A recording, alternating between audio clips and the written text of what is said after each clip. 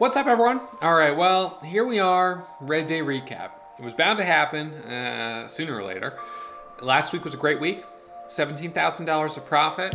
And today I took one trade right out of the gates. It was a gap and go setup. And I mean, it was like right away, even though there was quite a bit of green on the tape, right away ran into big wall of sellers, and it dropped down pretty quickly. It curled up off the lows a little bit, but boy, it wasn't clean. Every time it started to pop up, there were more sellers, and then lo and behold, 10 a.m. news comes out, secondary offering. So I was on the wrong side of the trade pretty much all day. I stopped out before the news of the secondary offering, about 25 minutes before the news came out. But, you know, it's one of these things that can be a little bit frustrating. I knew that this stock was a risky one. And I guess, you know, again, I underestimated how much it might drop on that false breakout. I mean, I kind of had a range of, okay, you know, this might drop, could be down, you know, maybe $1 a share, down $2 a share, like that. You know, it's like, this is a market where you have to kind of try to anticipate that, you know, surprise, blindside kind of, I don't know, whatever you want to call it, drop is going to be even bigger than you expect, because, you know, it's just been tricky. And then, of course, on the flip side, that when we do see the nice breakouts to the upside, SPCB up 100% between 9:30 and 10 a.m. from $1 to $2. Now, I wasn't focusing on it as much because usually those cheaper stocks, I'd have to buy a lot of shares, and I'm often feeling like I'm, you know, struggling just to even make 10 or 15 cents a share. But, you know, that one ended up really moving pretty nicely. So today, as I'm looking at my charts, it's like false breakout, surprise breakout, you know, and then choppy. So, you know, it is what it is. I was hoping that when I had my first red day, that I wouldn't be super deep in the red. However, I will give myself a pat on the back for, you know, of course, red days aren't fun, and we all know that. But today I had an option, if I wanted to, immediately after that loss, to jump right into the next thing that was moving. And I said, Ross, you're below your max loss. You know, I knew that I was, because I knew it was a big loss, and then I was like, okay, well, let's see how big it was. And I saw I was down $6,000, so I was like, all right, or whatever, 6,500. So I was like, I'm below my max loss. I can't take any more trades. And that was important because in the past, right after that first loss, I can get very tempted to jump right back at it and go right for trade number 2. And as I watched at the time OMI pop up, trade number 2 would have been buying that right around the break of 8, and it hit 8 and then dropped right to 750. And, you know, at that price range, if I jumped into that with 8,000 or 10,000 shares, or maybe I had gone with 12,000 because I was trying to overcompensate for the loss, then all of a sudden I could be sitting on a $12,000 red day. And then that's when things can really start to spiral. So got the max loss. It's there for a reason. I cut the bleeding right there. And realistically today, I may have missed a few opportunities where on another day that I was willing to trade, I would have made some money. And you could say I could have made back some of the loss today. Unfortunately, my feeling is that after a loss of more than 5,000, it's hard for me to really approach the market from a grounded and centered point of view without feeling the bias that comes with having just had a big loss. So it's better for me to walk away, refresh, press the reset button, and come back tomorrow. So when I come back tomorrow, I have to be mindful that the last 2 days have been a little tricky for me. Friday, basically a $500 very, very small green day, and then today a red day. So if we're seeing kind of the ebb and flow of the tide of momentum, we're on a little bit of a dip right now. and I'm going to look for the next wave to come up. Maybe that will be tomorrow, but maybe it won't be till Wednesday or Thursday. And so rather than go in tomorrow being really, really aggressive, or jumping in anything that hits the scanner, I'm going to have to be a little bit more conservative and try to sort of just really be in touch with the market that we're in. If it's hot, okay. But if it's cold, I got to go easy. And today I jumped into BLPH too soon, I guess. Although that same exact setup is the setup I traded on it about 2 weeks ago and made 3,000 in the first 2 minutes. So that's why I took that trade, and today it didn't work. So, following rules. As long as you're following your rules, you can have faith that, okay, I'm sticking with the strategy. I know that means that 30% of the time I'm going to be wrong, but the remaining 70% of the time I'll be right. So I've just got to keep those losses when I'm wrong small and not allow them to throw me off my center, where I then start taking trades that are outside my strategy, because that's when I can really get into trouble. So that's it for me. As always, questions, comments, leave them right down below. And we'll see you guys first thing tomorrow morning, and hopefully tomorrow is a Green Day recap. All right, see you guys tomorrow.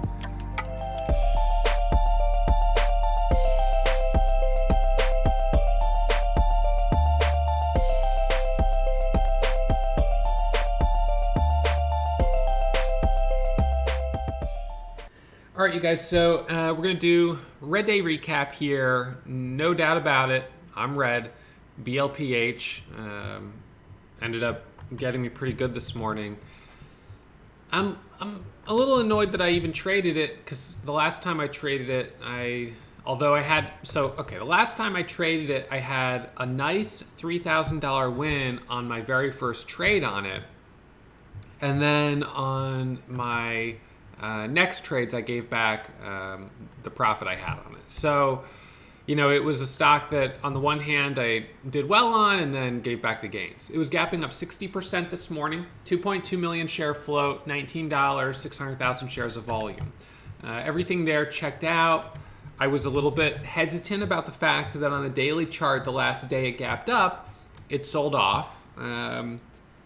Certainly that was a little bit of a red flag. But the pre-market looked good, and so I ended up taking a trade right out of the gates. So we had a pre-market high of $20.74, and I had my order entered at 21.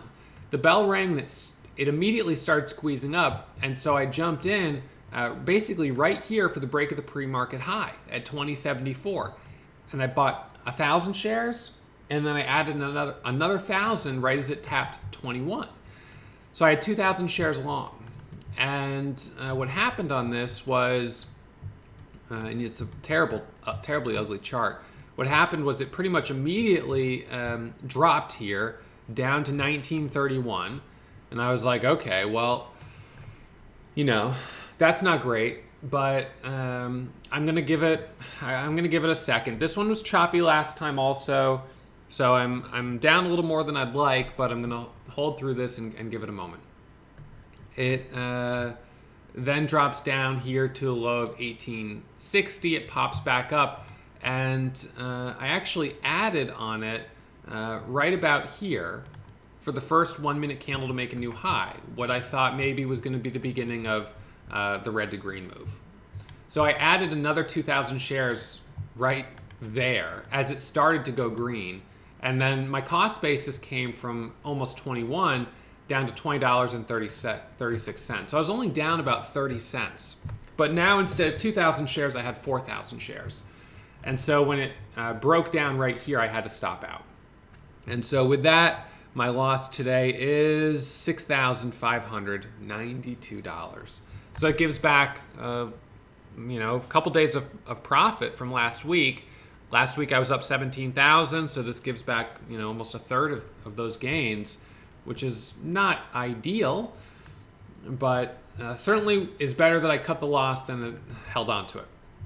So as this went sideways through the morning, it did start to come back up, and then right here, 9:57, news came out of a secondary offering. $5.3 million direct offering priced at the market at $12. Now, this is something that is Not uncommon to see as a headline in small cap stocks, and typically we see these announced pre-market or after hours. It's pretty unusual we see them announced during trading hours, and very unusual that they're announced 30 minutes after the open. But that was the case with this one, and unfortunately, that obviously means it's going to drop. Now, this was a short setup, a bear flag, flat bottom breakdown, where it sold here. So ultimately, this wouldn't have been a trade that I would have been holding at this point for any reason. If it had happened, I don't know, during the context of like a bull flag, that would have been a little scarier, but it happened as it was going down to the lows. So a little bounce off the low, not a big one, and it's just kind of right now consolidating at around 12. So ultimately, this one today just was not the right one to be long, and it put me below my max loss right away. OMI is my max loss has been at 5,000. So below 5,000, I'm saying I'm not going to keep trading. So OMI, you can see here, made a nice move, first pullback, second pullback. SPCB also a couple of nice moves, although it's kind of coming back down now, but this from $1.10 to $1.90. The only problem on a stock like this is that for me to make good money on it, I'd have to really have big share size, and then I have to deal with the commissions on it. So I just I don't know, I just left it alone. And there were a couple other little momentum stocks here and there, BMRA for a second, but today just hasn't been a really good day. And you know what I guess frustrates me more than anything is that I this morning said, I want to be conservative, I want to go easy. And, when you trade these higher priced stocks, BLPH, right out of the gates, I jump in with 1,000 shares. I'm like, yeah, I'm being conservative, 1,000 shares. I add as it's squeezing up, feeling good, and then all of a sudden it drops $1.50 a share, and I'm down $3,000. And it's like, oh my god, this is why I usually don't like trading these stocks. I prefer trading stocks that are on the cheaper side, and usually I do better on them. So I ventured a little outside my wheelhouse today. It did not pay off, and I'll be back in the wheelhouse tomorrow for the last day of March, and hopefully we see some better momentum to finish off the month. But yeah, I don't know. I never, Friday was a slow day, and sometimes a slow day comes right before a red day, and sure enough, today was a red day. BLPH perhaps on another day where there was a little bit more momentum in the market and a little bit more volatility and movement to the upside, we would have seen that break of 21 and a quick squeeze to 22. But today was not the day, and unfortunately I had enough size that the loss was pretty big. So yeah, I don't know. And for the rest of the day today, it feels that to try to trade to make back the loss would be a kind of waste of time and energy. I think it's very unlikely I would make even $3,000, given the fact that we're just, I know this one's moving up a little bit right now, POAI, but look at it's light volume with bigger spreads. I'm not going to trade this with 1,000 shares to make $130. That's not worth the time at all.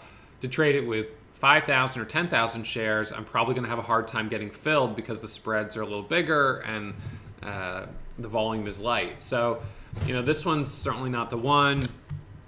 And I just think at a certain point you got to say, all right, enough's enough. I'll come back at it tomorrow, and that'll be my best chance at, kind of having a nice green day. So I've got to be careful tomorrow, though, because, today was a much bigger red day than I was anticipating having or wanted to have. It's a bigger red day than I'll probably make back in one good day. Not that I don't sometimes have $5,000 and $10,000 green days, but to have this kind of loss here, it's not great timing, and it's definitely bigger than I would have liked. So maybe tomorrow, just to try to clean the slate, I'll be very careful about what I trade and limit myself to only 3 trades or something like that. Just to, either I have 3 losers and I'm done for the day, or I have, 3 winners and I'm done for the day. But I don't want to overstay my welcome, and tomorrow's, of course, the last day of March. So I'd like to finish off the month with one more green day, but I got to be really kind of easy tomorrow, because what I don't want is a second big red day, because then I'm starting the cycle of having a bigger drawdown, and then it's going to take more time to recover. So I'm a little off my high right now, high of year, but if I am kind of focused and go easy tomorrow, I should be able to start heading back up. So that's it for me. Red day recap, but had a really nice week last week with $17,000 of profit. Starting this week in the red, but I don't really have any reason to think that we won't continue to see some good momentum. Today just didn't happen to be the day. All right, I'll see you guys first thing tomorrow morning. Hey, did you know that I go live every single morning between 9 and 9:15 to stream my pre-market watch list? Subscribe to the channel, press the bell for the alert, and you'll get the notification.